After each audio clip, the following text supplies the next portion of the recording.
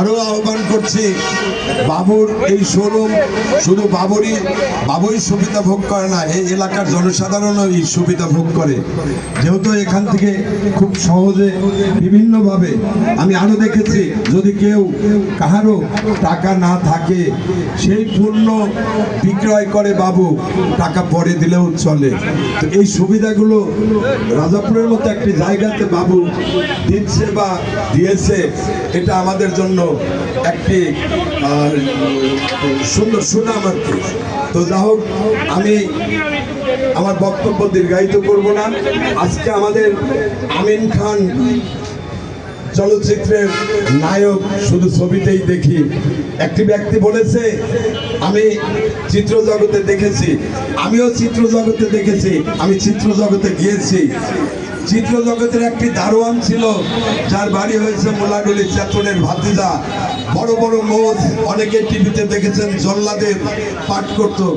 আমি ওই সময়তেই গিয়েছিলাম, আমি আমির খানকে দেখেছি। ভিতরে একটি পুকুর আছে। আপনারা একটু আওয়াজ করে আসলে করতালি দিবেন। হ্যাঁ, আমার একটু করতালি দিন। মানে এখানে পঞ্চমীর যে আয়োজন, পঞ্চমীর যে বড় আয়োজন, সেখানে নায়ক আমির খান এসেছেন। নায়ক আমির খান মানে তো বলছেন, একটা সময় আপনারা টিকিট কেটে সিনেমা দেখছেন, সেই যুগ গিয়েছে। এখন সিনেমা হলগুলো ঠিক ওইভাবে আমরা দেখি না। নাম আপনারা এর মধ্যেই জেনেছেন, তারপরে নামগুলো আমি বলি। চেয়ারম্যান সাহেব এখানে আছেন, এই স্টেজে বাম পক্ষে আপনারা এসে অবস্থান নেবেন।